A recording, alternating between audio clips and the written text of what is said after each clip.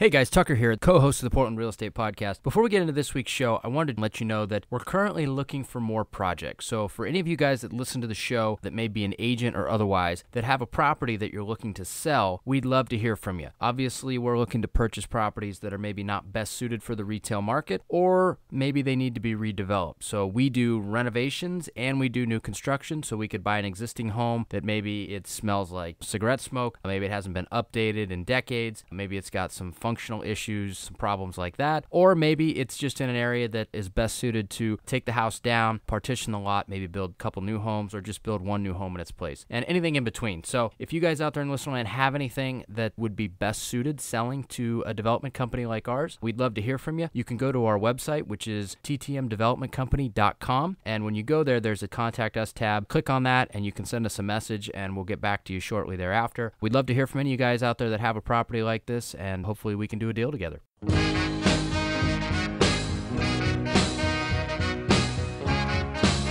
This is the Portland Real Estate Podcast, your number one place for anything you need to know about the Portland real estate market, along with in-depth interviews from our local real estate industry experts. Now, without further ado, here are our hosts, Tucker Merrihew from TTM Development Company and Steve Nassar from Premier Property Group.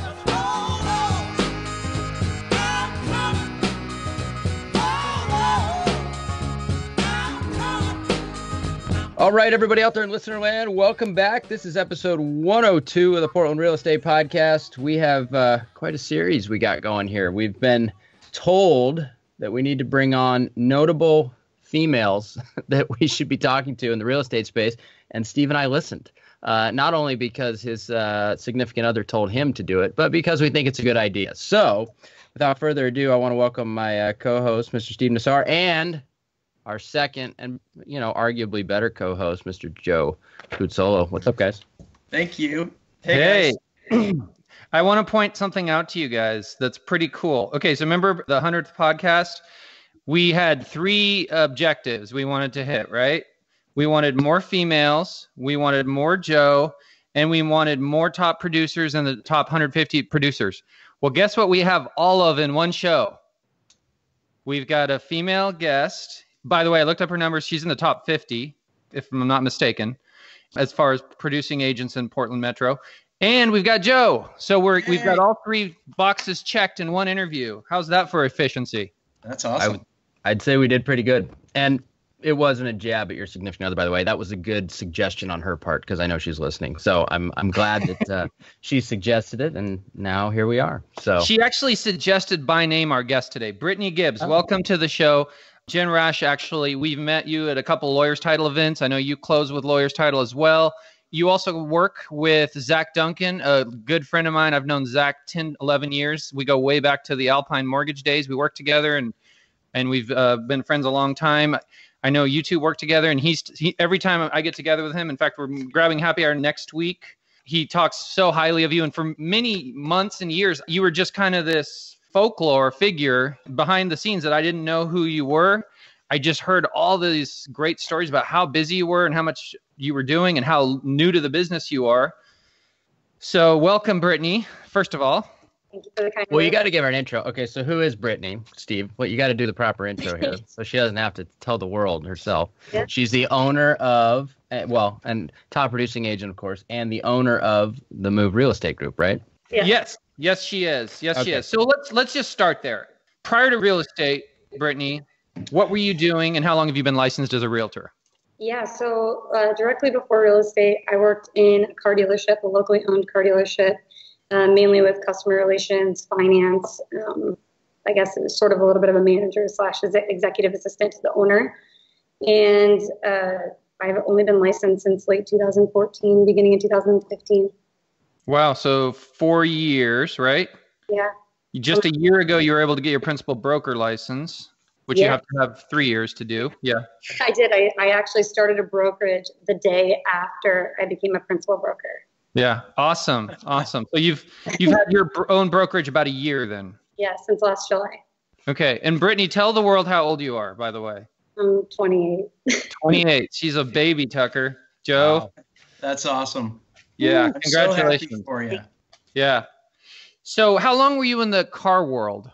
So I actually first started working out at a car auction fresh out of high school.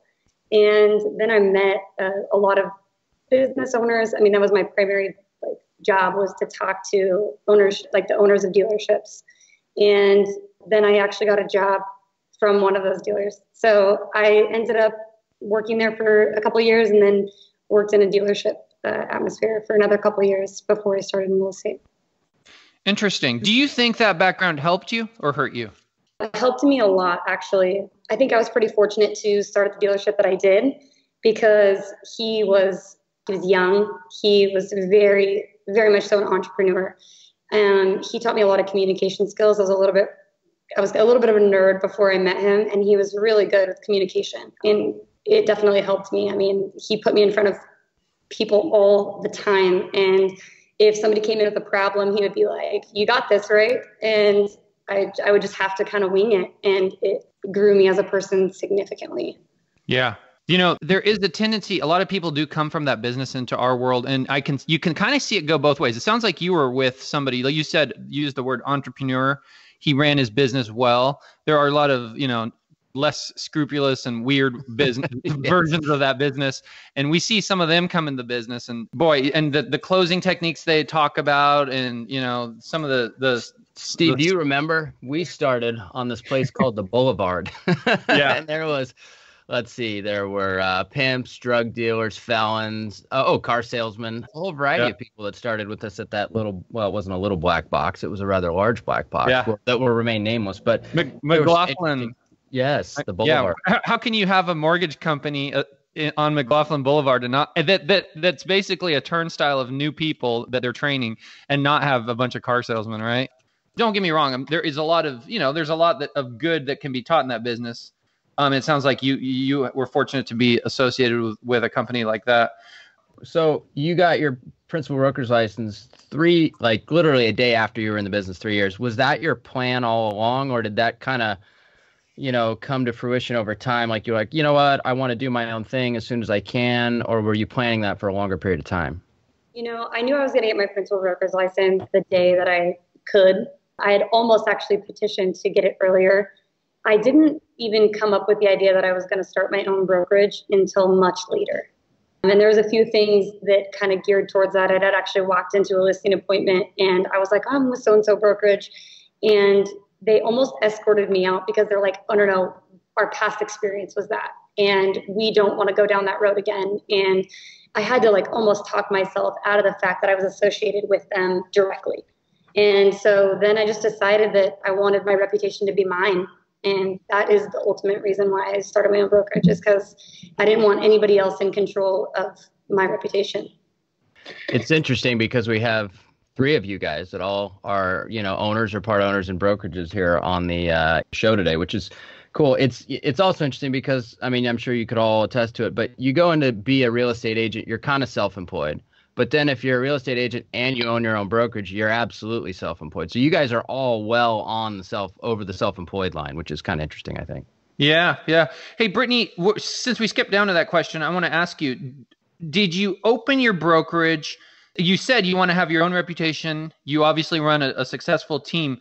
Was that your pure end goal for owning a brokerage, or do you have ambitions to hire other agents not affiliated with your team and grow the brokerage, maybe even have other offices? Yeah, I thought about it. I have 2 offices now, but they're both for my team.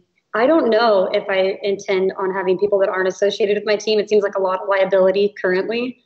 I don't think that'll be, I think I eventually will. I think I'll still always bring on a select few. I don't think I have any desire to be huge, because I think that reputation part is so important to me that if I'm not directly involved with the people and who I bring on, I don't think that beginning goal is going to last very long.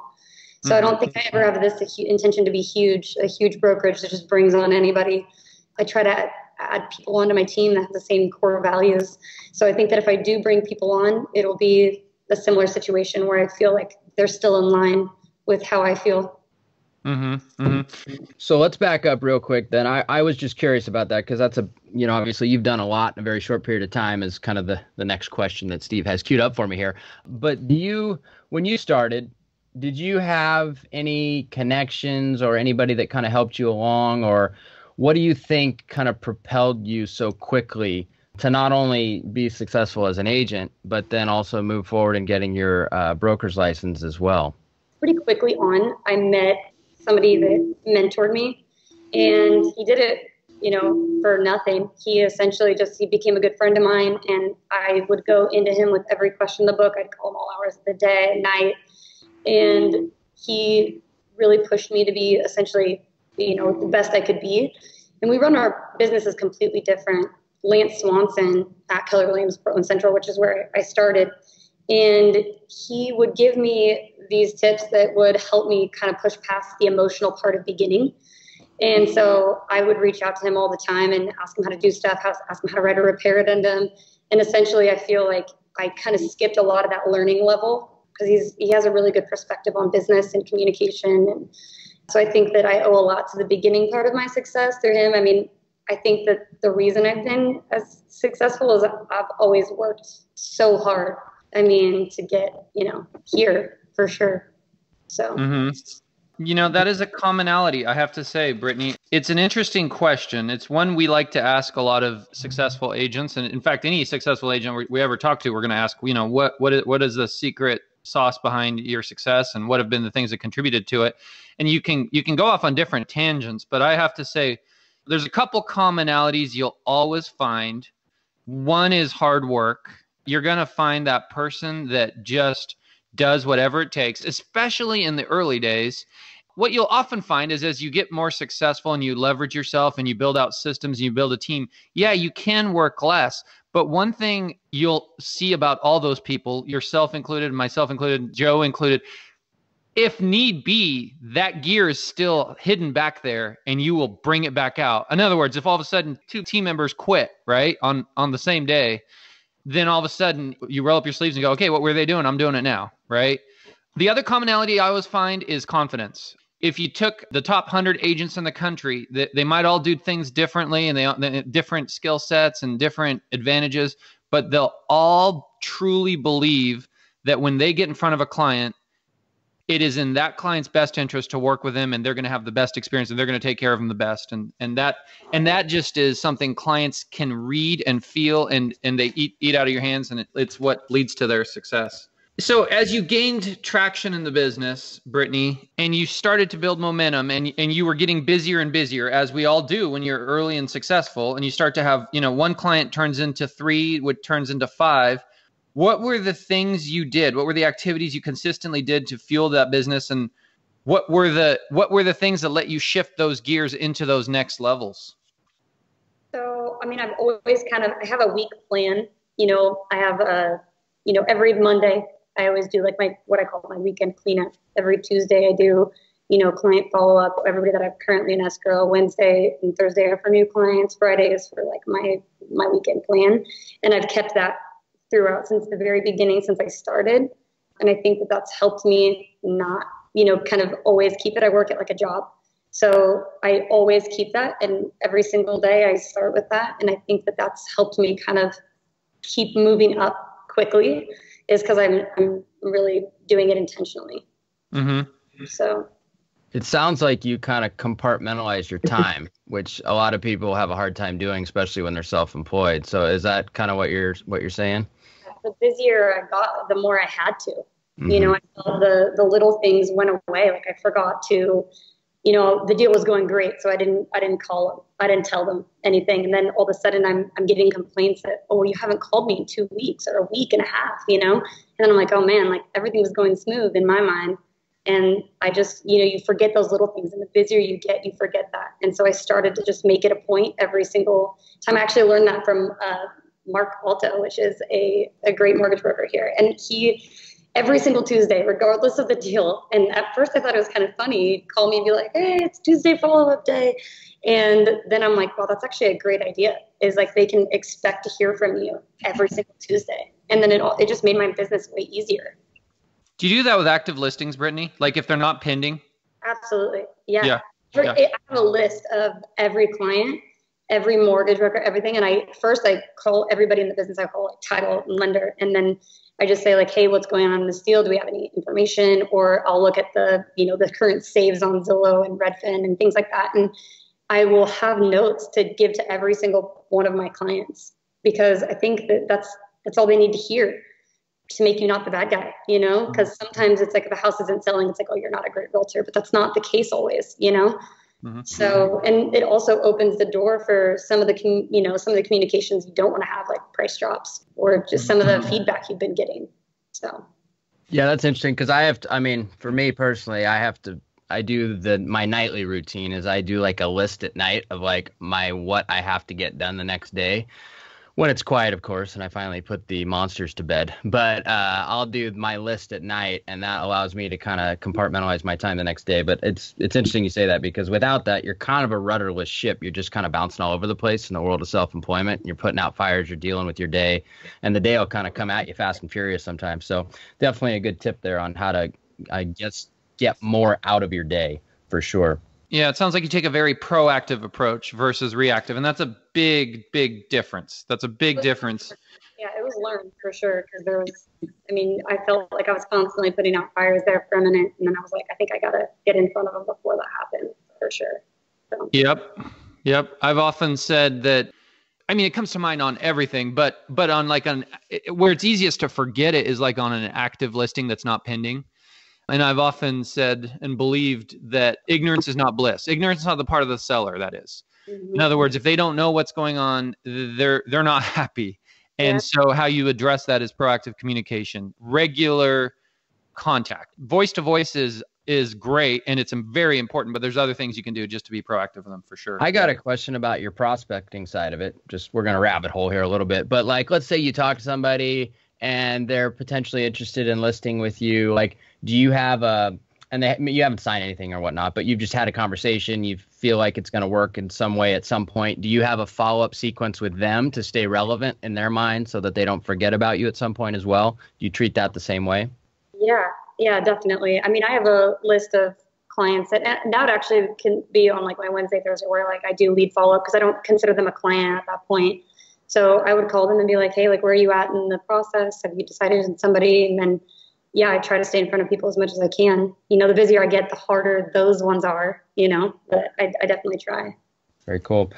So moving forward then, I don't know that I've ever had this moment, Steve, but you wrote the question down, so I'm going to ask it. But at what point do you feel like you were going to make it in this business? Like, because there's a big attrition rate. Like, I don't know if I can think of one other person other than Steve that's stuck in the mortgage business when we started back in the day. And mortgage is very similar to the real estate side or the agent side. But was there a point in time where you felt like, okay, you know what, I'm getting traction, I'm actually going to make this work? Or did you just have the mindset the whole time that this is going to work, come hell or high water, I'm just going to make it work? Yeah, I've always thought, like, I didn't have another option. Like, I had to kind of succeed.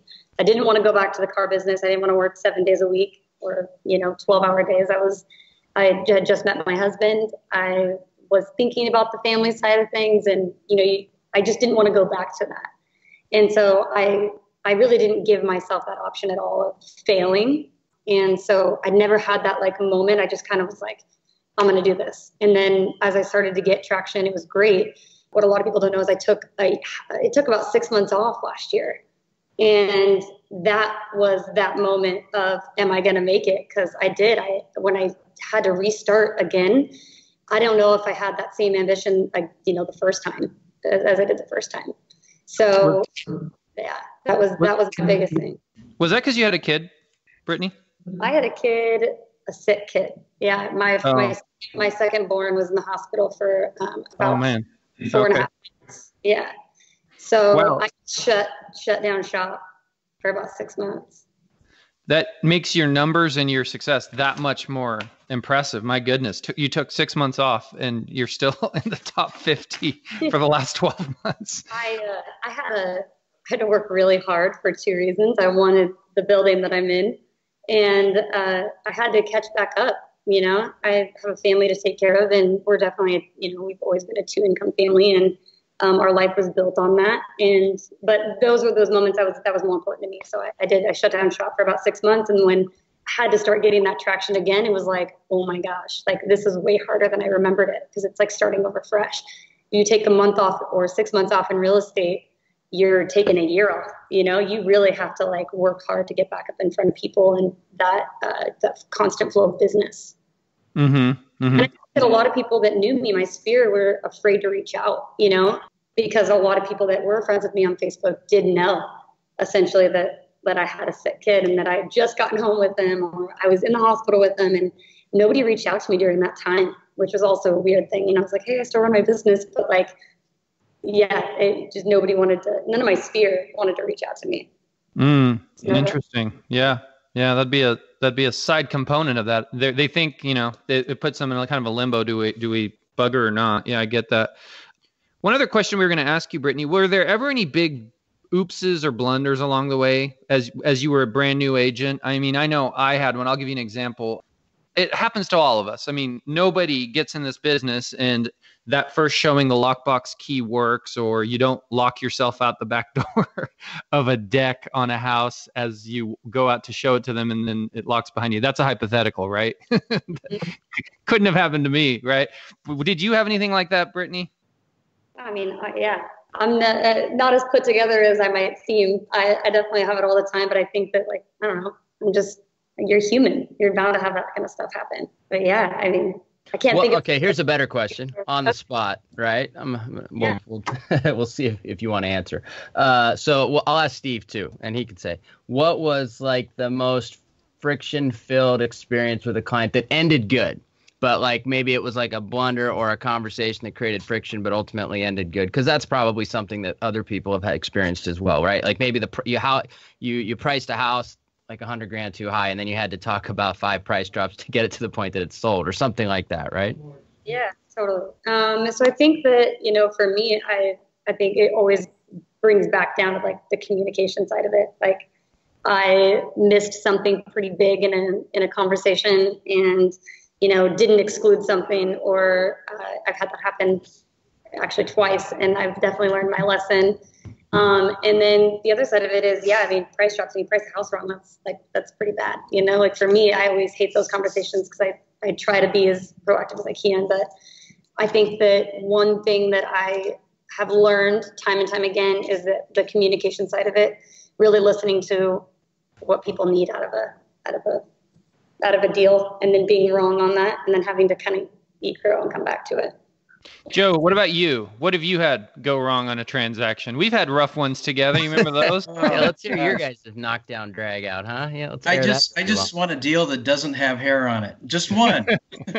I could have 11 bad ones and one good one. Like 1 out of a dozen. That's all I want. It seems like they all kind of have hair on it right now.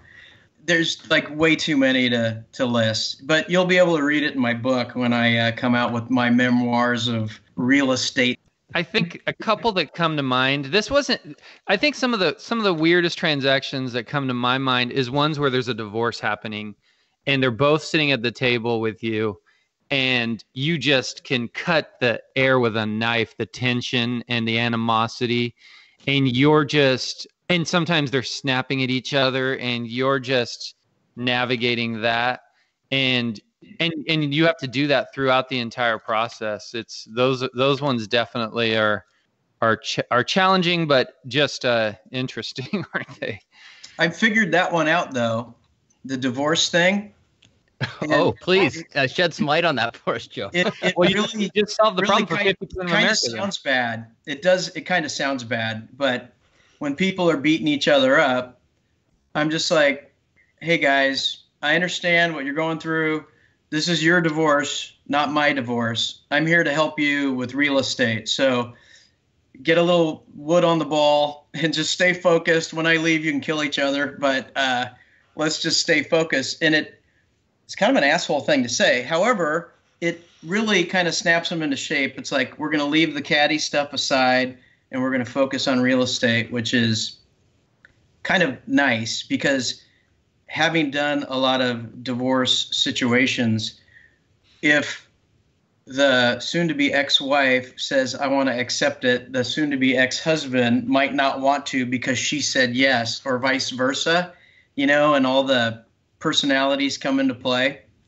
But what I did want to tell you about Brittany I don't know if you guys have had a transaction with Brittany, but I have had the wonderful experience to have a transaction with Brittany.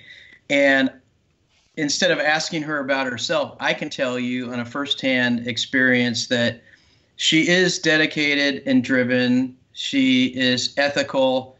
She's a beautiful person inside and out.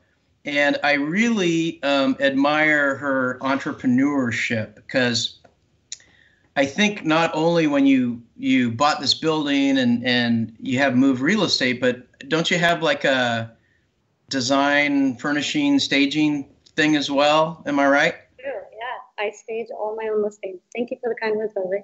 I do. I stage all my own listings because ultimately that's kind of what I like. I mean, real estate makes really good money, but I love design and I like staging houses a lot. So Wow. I offer it for free for all my listings. Where do you have like a warehouse of some sort, Brittany, that you hold all this furniture in? Because you obviously have a lot of listings. I do, yeah. I have a pretty large office and warehouse off Killingsworth, Northeast.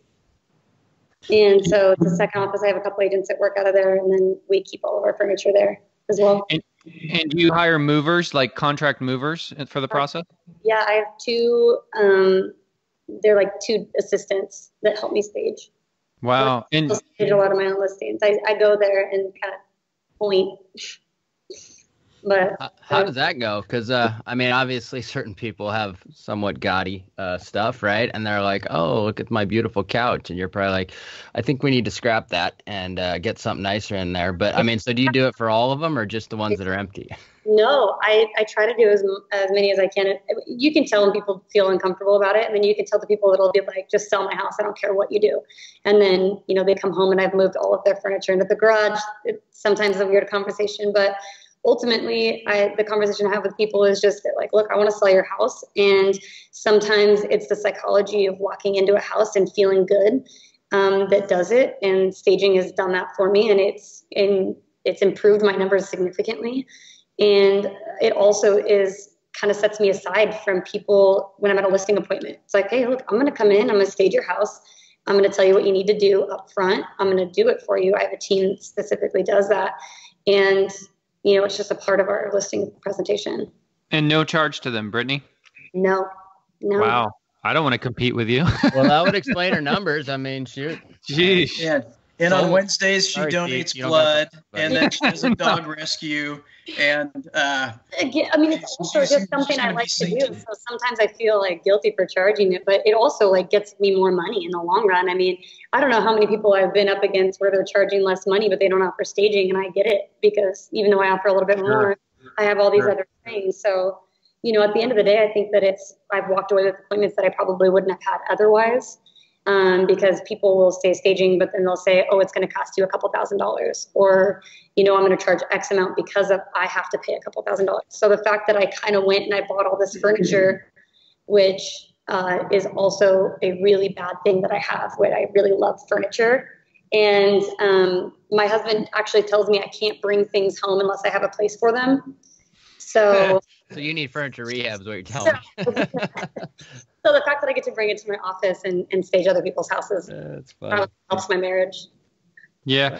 Honestly, I can legitimately say I've never spoken with a realtor here locally or maybe anywhere that does that and actually has all the stuff. I mean, I've met many and sometimes I'll kick money towards staging, and I've met a lot of people that do that. But to actually run that operation concurrently with all the other stuff we have to do is unheard of. So, my gosh, and I'm not kidding. I hope we don't compete on deals. You're over on the east side, right? Like mostly? I'm all over the place. I'm coming. Okay, so I got to know, like, logistically. Stay on the east side. Exactly, right, for Steve's sake. But logistically then, so did you it was probably a pretty big capital investment then to buy a lot of this furniture. And then, of course, it pays for itself with time. But, I mean, was this an idea you had at the beginning? You were like, I'm going to start stockpiling the staging furniture and use that as a competitive advantage to get listings. Yeah. What was the thought process there? Because that's a much bigger risk than most realtors are willing to take. Totally. So I actually had a pretty big goal in my mind, which I'm trying to take step by step. And the goal would be to be like the one-stop shop, somebody that can help with staging, moving when that time came. Because, sometimes if a deal goes a day late and people have movers in order and then they're shuffling and they can't get movers till next Thursday, and it's just like all this stuff. And so I essentially had this plan when I first started my brokerage that the next goal would be to be like a one-stop shop where I come in, I stage the house if it's vacant, I move people, I do all these things to help make the process more simple.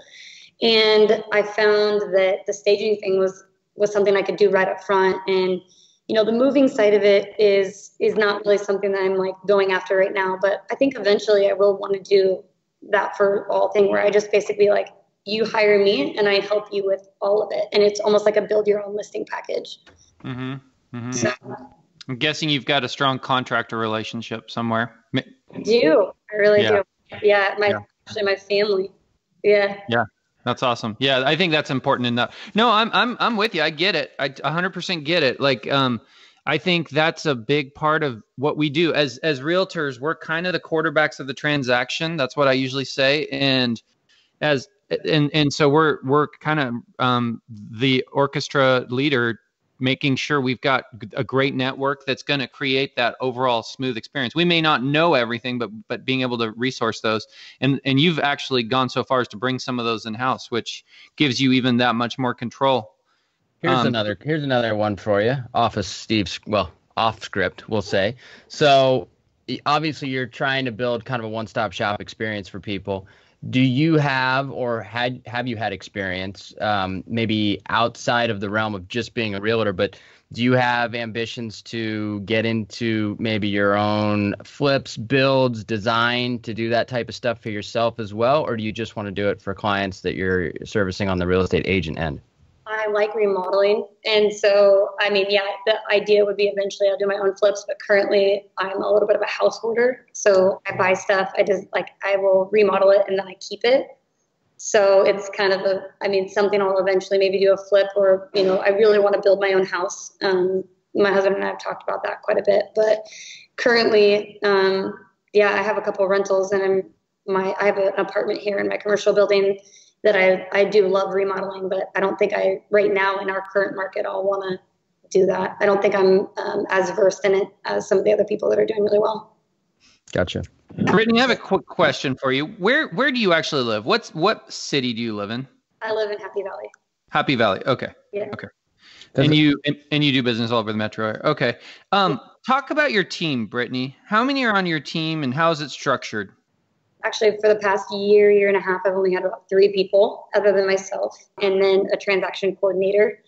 And so the team, when I started building the team, it was mainly because I didn't want to drive to the west side.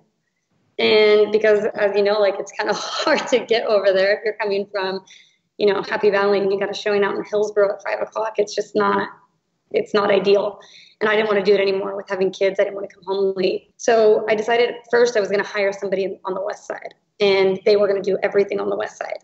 And then I started kind of getting to that point where I'm like, well, maybe I should just hire different people in different parts of town. So, somebody in deep Northeast, Vancouver area, and then somebody over on the west side, somebody that specializes in downtown. And that's how I've hired my team.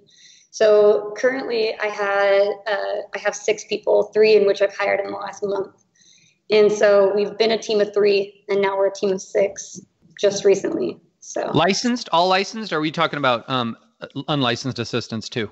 No, all of my assistants are licensed. Yeah, just to make sure that, that gray area is kind of met, or if open houses or inspections or whatever it be, they can do that.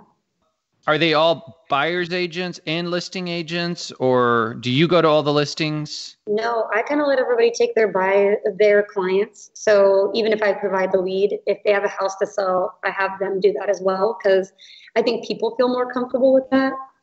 Sometimes if I go and be like, oh, I'm the listing person, I think they feel uncomfortable. They're like, no, we hired this person. And I just didn't like that awkwardness. And I think that my agents felt a little bit awkward too. They had really good rapport with that person. And so I was like, hey, you take it, and I found that to be a little bit more successful. And I don't want to do all of the listings all over town. I just want everybody to be really good with their clients and specialize in their community.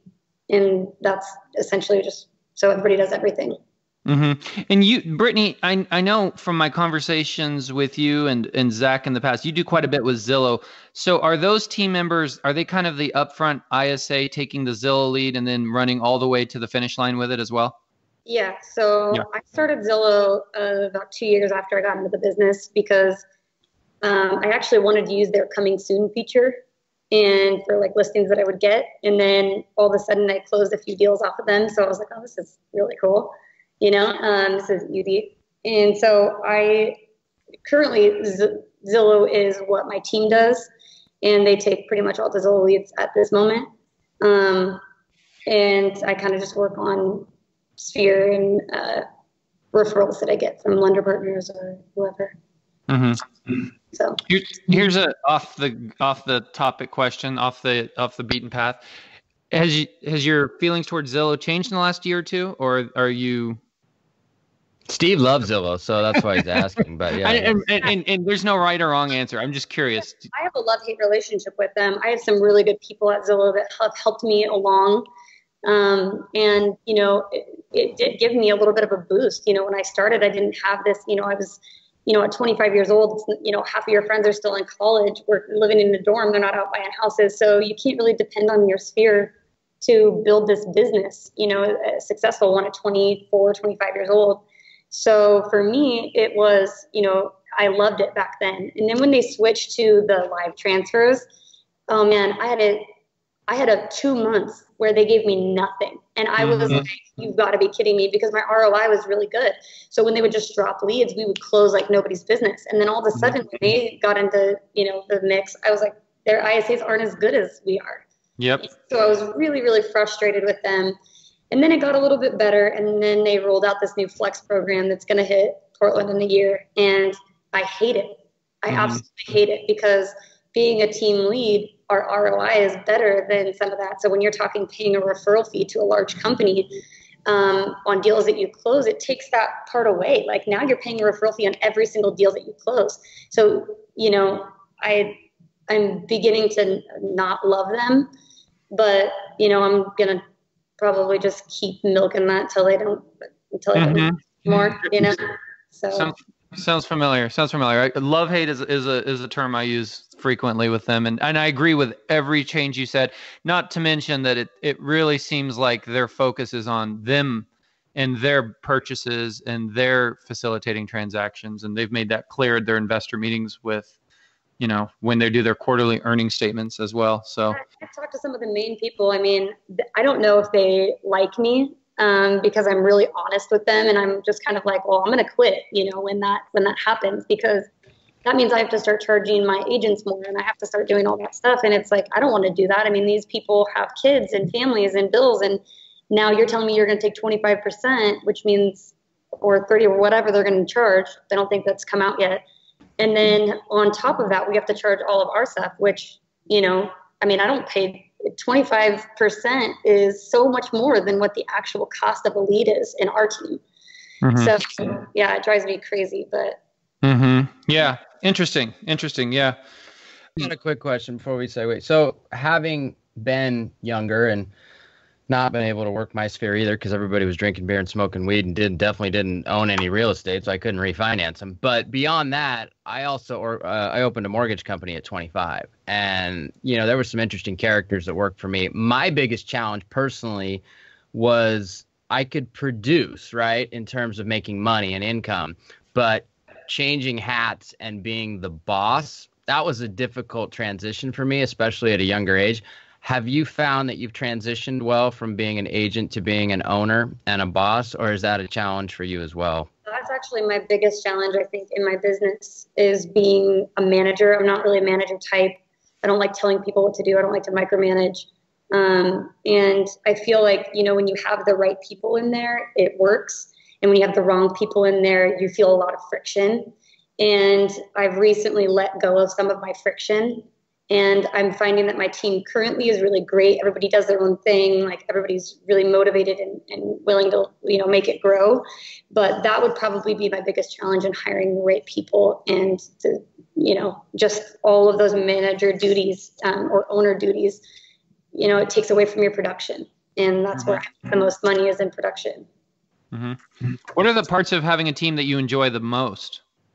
Probably the support. I mean, I like to be home with my kids, and if I don't want to go show a house at 8 o'clock at night, I have a couple really great agents that love it. They want to be out there. They're motivated to make money. And so I think that's probably what I like the most about having a team, is just that, like, if I want to go on vacation, I can turn my stuff off and not worry about whether a call is going to be answered, because I know that they're all in the back end, like, fighting for those leads. And I think that's what. Mm-hmm. Yeah, I love it. So let's hear about this office building. I'll bring Joe in, because Joe helped, I guess, facilitate this monumental thing. So, Joe, give us some background and context here about this office building that I think we're looking at here in the background.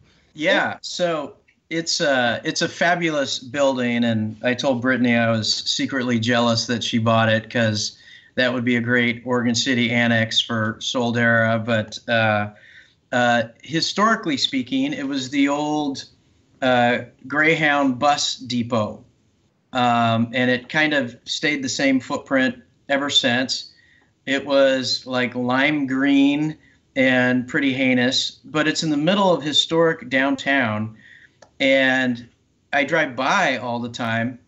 And Brittany did a fabulous job with her taste for design.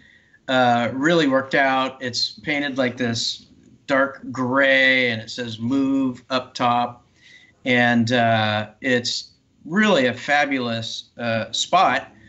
And it wasn't the easiest thing in the world. We had some kind of crazy sellers, and was it your listing, Joe? I'm assuming. Yeah. Okay. Yeah. It was. How did you get the listing?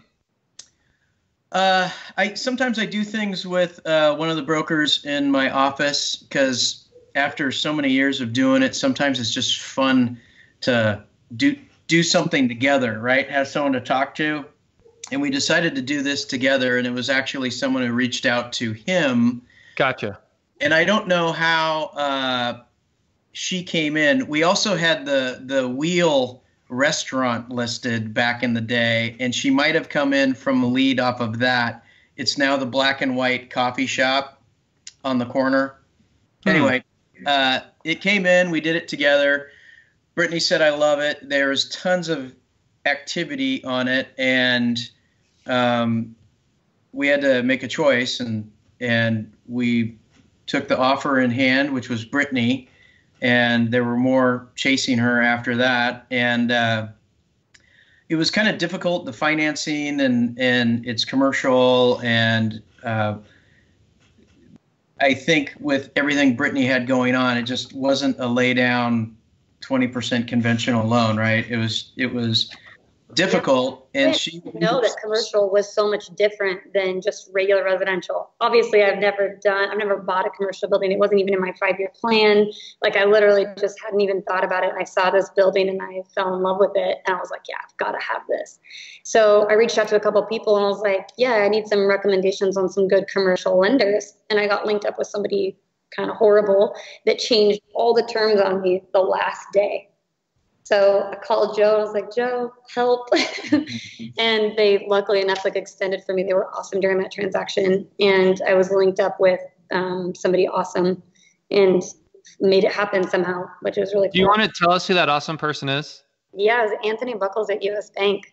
Okay, cool. Yeah, I didn't think that going that traditional would be I mean, I've always thought mortgage broker is the way, they get you the best, thing. And then, actually Zach Duncan linked me up with somebody that linked me up with Anthony Buckles and said, this guy is awesome. And it ended up being a really easy loan after that. They closed it in, I think, 20 days, which was incredible for a commercial loan. And yeah, it's pretty awesome. Joe, have you done much commercial? Yeah. Or is it the one-off? You have? Oh, interesting. Yeah. It is definitely a different animal for sure. Yeah. It is. And, the people that you attract through commercial are different animals too. Everybody has investor hat on. Yeah. Their heart's not in it. It's all like, what's the cap rate? What can be done? Things like that. But, I've been at it 28 years, and it gets boring after a while doing the same old, selling houses. So I've done industrial and commercial, and I've done some like horse ranches and stuff. And it's fun. It's like just a change. It's the same thing, but different. And sold some restaurants and dental offices. And yeah, it's more of a Monday to Friday, 8 to 5 job too. Yeah. I mean, I guess lenders in general, but I mean, even commercial brokers, pure commercial brokers tend to have more, business hours than we do. So what's your plan with the building, Brittany? Is it just to have your office there, or do you plan on subleasing sections of it? What's your kind of goal with it at this point? Yeah, there's 3 units, and they were both rented out essentially when I bought it, and it was just at a really low rate that didn't really make sense financially. So I have a new person in the front unit, which she has eyelashes and microblading, whatever. It's a pretty small studio, and it's great for her. And then upstairs, there's a huge 2-bedroom apartment, and I'm going to Airbnb it. I'm currently remodeling it, and I'm going to Airbnb it. We're right at the bottom of the elevator in Oregon City, and there's a couple huge things happening in Oregon City right now. Obviously, the paper mill is being completely remodeled. Grand Ronde bought it. Yeah. Yeah. And so they're doing like a walkway. They're breaking ground next July. So it's going to be really cool. So it's a big project. It's going to take some time. And then the Clackamas County Courthouse is getting sold to McMinimums. No way. Where are they going to move that to?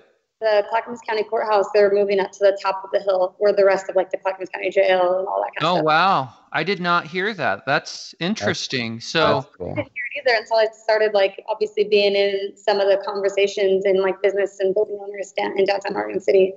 And that's cool. You know what else? Little Snapple fun fact for you, Joe and Steve. Did you know also in the area, I'm on the bowling team for them, is OC Brewing, the free beer and Wi-Fi sign, cold beer, free beer, cold Wi-Fi sign. Yeah. We had bowling league last night. That's a good place. That is a really cool little downtown. Now, with the news about the courthouse moving, I wonder if that takes away more traffic. I mean, it will, but I guess, is that the traffic the lawyers and the judges and all those people? I think it's better if McMinimans is buying it. Yeah. I mean, yeah. Who wants a courthouse? At the end of the day, right? It'll make parking better.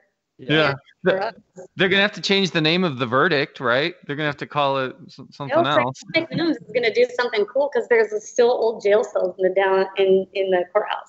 Wow. I hope they do. Yeah, interesting. And I have to agree, the value of your place there is going to do well. I don't know. Do you know what Grand Ronde is going to do there? I mean, obvious early speculations a casino, but I've heard that's not the case. No, they want to. So nobody knows anything, and they're actually supposed to submit plans to Clackamas County, Oregon City in October. So I think that in the next month we'll know a little bit more. They have not said what they're going to do, but they did say that they wanted to diversify just what their portfolio looks like right now. So I don't think it's going to be a casino, but they have talked about, condos or, an apartment or something, or a hotel. They're gonna do something big, but they are for sure going to be putting commercial spaces of boutiques and restaurants and, some other stuff to just make this a little bit more of a desirable neighborhood. Yeah, I wouldn't be surprised. First of all, as far as the casino goes, that would take an act of Congress, and I think there'd be a lot of backlash to have it that close to the city. I'm not saying it's impossible, but something more in line with what was done up in Vancouver on the waterfront, or like a Bridgeport, or what's happening here in Lake Oswego at Cruiseway and Boone's. I could see them doing something like that. Can you imagine what that would do for the values and for that area, which is already a great little area? So that's cool. Well, that's good stuff. We've got a few more questions here. I'll ask one, and then we can kind of wrap it up because we're coming up on an hour here. But I'm kind of curious on this one because this is kind of a big challenge in my life right now. But you've obviously got a couple kids, young kids, married as well. How do you have work-life balance? Is it possible? And if so, what does that look like for you?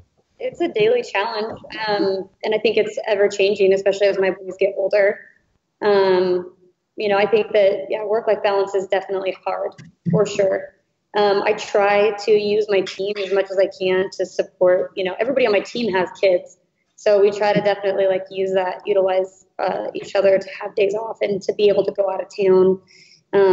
But I also just try to, I got some really good advice when I first started, because the mom guilt is real. I'm sure parent guilt is real. I don't really want to go to work some days. I want to be home with my kids.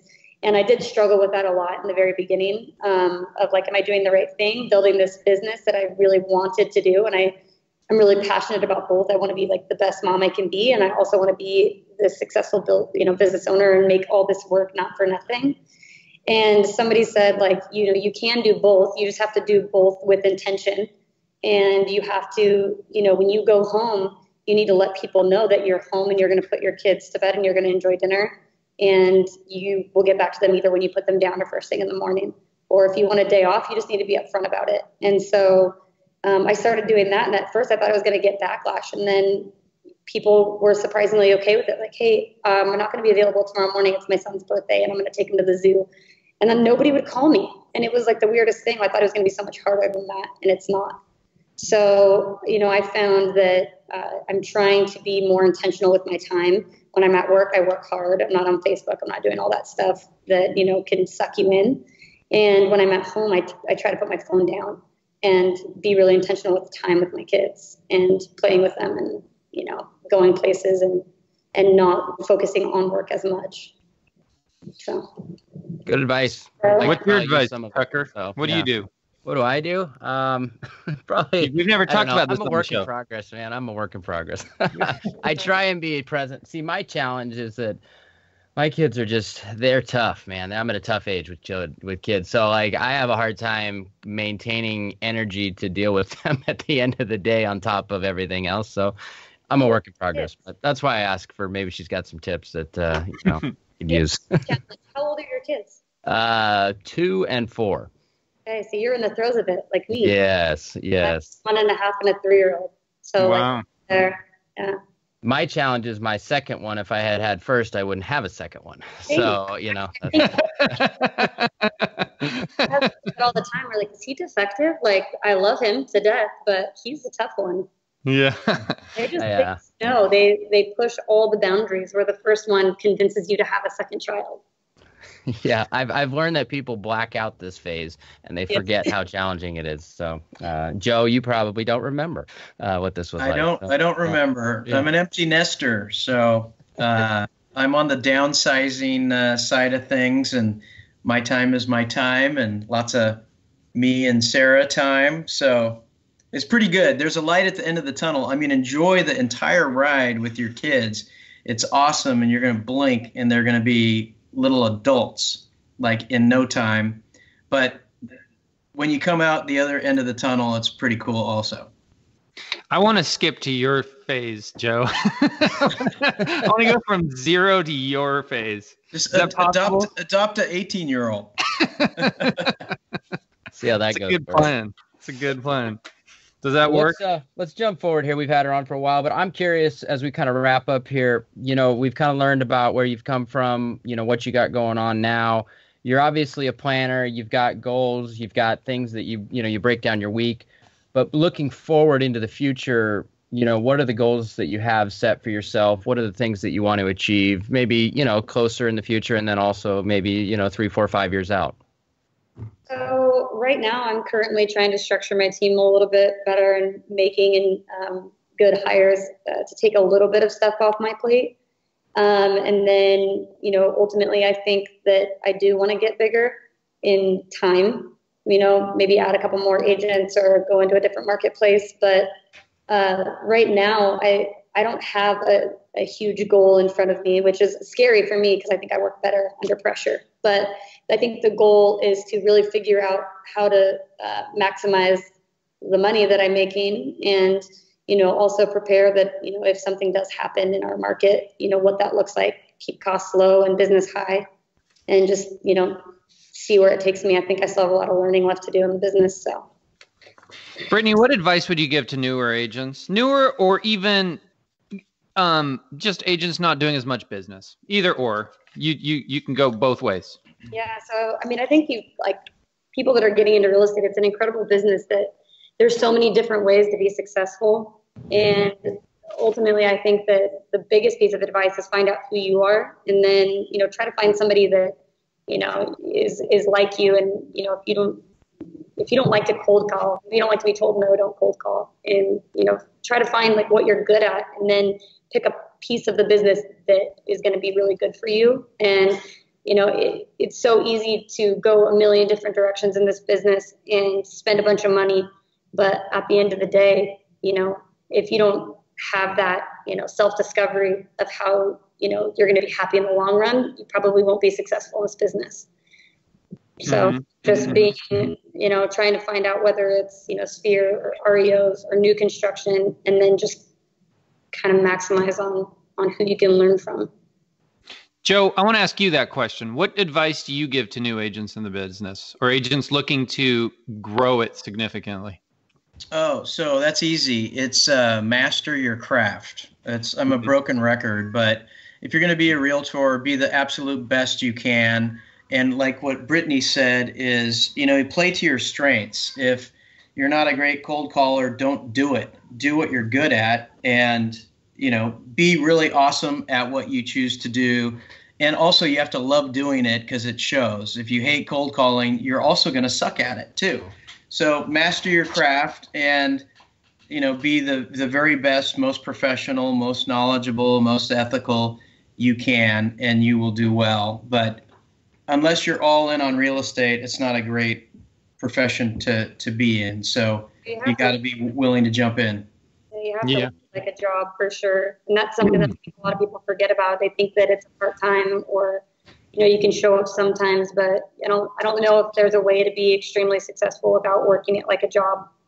Yeah, I've often given that advice. I treat it like a job. Set your alarm every morning. Like, it sounds crazy to say, but I mean, there are people that get into this business, and maybe they're out of college, maybe they're coming from somewhere else, and they think it's like a vacation, and it's absolutely the opposite. I mean, I don't know many people in this business who have been successful who didn't that first year work 60, 70 hours a week. I remember when I was getting into the mortgage business, Tucker, somebody told me along the way, with really good advice. They said, you know, give it a year of your life and it'll give you the rest of your life. Kind of saying that, which is the opposite of what a lot of people think is, that somehow you're miraculously going into this wonderful world of you make your hours. And Joe has a cat on his lap. I almost called it something else. Yeah, but we'll stay PC with that. You should introduce that to our friend Randy. Yeah. What's your kitty cat's name, Joe? Well, it depends who you ask. Tucker says the same thing about his two kids. She first adopted us, and then we decided one kid called her Dusty, the other kid called her Shadow, and I called her Chiba. And anyway, therefore Shadow stuck. So gotcha. She is Shadow. Yeah. Gotcha. Brittany, I got one last question and we're done. Okay. You ready? Yep. I met you through one of your business partners and referral partners, I'd call him, Zach Duncan. Yep. What do you expect of your partnerships with people such as Zach? And I'm sure your title escrow, you work with Lawyers Title. What are some of the expectations you have? What are the things you look for to be successful? Yeah, I mean, I have never been. I don't feel like I've been ever super high maintenance. I think that, you know, for lenders, my biggest thing is answer your phone. You know, and you're working on weekends because I am. You know, but ultimately, I think that just being really upfront and just honestly making sure that person has really good customer service through the entire transaction, because if they have a bad experience with, you know, their lender, it's going to directly affect the way that they look at the transaction, which directly affects me. So I think ultimately, just time and time again, I push my lenders to make sure that the transaction goes smoothly, one way or another, even if it's, you know, at the very end, kind of, you know, making sure that person is taken care of. So, but I have really great business partners. I feel like everybody, you know, I actually got introduced to Zach when my own personal deal went sideways. I was buying a house, and then he stepped in and closed it in like 10 days, which was insane. And I've used him ever since. and I have a couple other great lender partners. And then also, lawyers. I met my rep the day that I got licensed. I went to this like networking event, and she was there, and I was like, I think I need a title, an escrow person. And she's like, yep, that's me. And I've never. Linda Dagnan. We love Linda. She's awesome. Yeah, I see her. My significant other works for a lawyer, so I see her at every, holiday party, picnic, everything. She's great. Yeah. She's absolutely great. Yeah. So, and she's treated me the same before I did any deals, and to this day, she totally moms me, but I love it deep down. Yeah. I want to commend you on one thing, and this is a lesson for our listeners, and this is a really important one because we've never talked about this on the show. One thing that you are, Brittany, is you're loyal to your partners, right? And you will not believe how many $3 million a year agents I meet that send one deal here, one deal there, then change people, then go find a new one, then go do this, but all the while, mind you, sucking the life out of these poor people, making them take them to lunch, making them go to meetings with them, and that, I'm going to tell you right now, listeners, that is not the formula for success. If you want to hit Brittany's level, if you want to hit my level, if you want to hit Joe's level, if you want to do good business, find great partners and build that partnership and be loyal, and they will do things. They will jump to the moon for you and your clients, and you can always be assured of that. And when you have 5 lenders that you send a fifth of your business to, I don't even care if you're doing a lot of business, you're going to have no lenders that are really loyal to you, right? So I just think that's such an important part of this business. You will get so much from your partners if you have loyalty. That does not mean, and I'm not saying you can't change, but if you change. And don't do this wishy-washy thing. There's so much of that in this business, and I think it's bad for the industry. What do you think, Joe? Well, so that's a whole new topic, but we'll keep it brief. Well, brevity is short not your version. thing, but I agree with you. It's the difference between someone taking the ball into the end zone, which a lot of people can do, and then there's a difference of being a partner on your team, which anytime someone thinks, hey, I want to buy real estate, they're referring you as well. So a partnership is going backwards and forwards, referring back and forth, just doing your job and making it to the end zone and with happy people. That's terrific too. But if it's not a partnership, then I don't want it. So and that's with your lender, your landscaper, your painter, your roofer, your chiropractor, your attorney, your money manager. The list goes on and on and on. So I do think it's very powerful. Build your team with awesome people. Be loyal until you find someone more awesome, and then be loyal to that person. Yeah. And there are legitimate ways to have them reciprocate the business or funding, RESPA compliant ways. I know in the case of Brittany and myself, Zillow makes it so that your lender can help with some of your costs. So there's ways you do that. But when you start to just dabble here and dabble there and dabble there, it never works well. It never works well. So on that note, Brittany, any final thoughts for us? We really appreciate your time and you coming on the show. I'm more impressed having talked to you for an hour than I was even before, and that was pretty impressed. So thank you. No, it's been awesome. It's been awesome to chat with you guys, and thank you so much for having me on. Okay, can I ask one last favor of you? Yeah. Stay out of Westland and Lake Oswego, Southwest Portland, Tigard, Tualatin, Wilsonville. Keep that staging company away from my hood.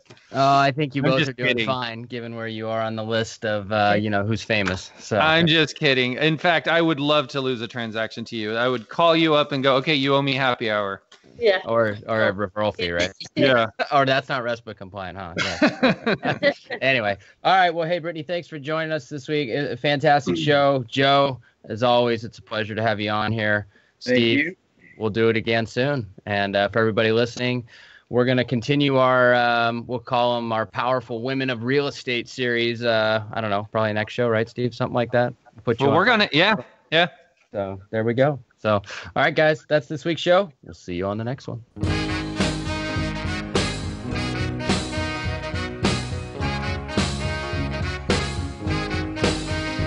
Thanks again for listening to our show, and make sure to tune in next week for another great episode of the Portland Real Estate Podcast.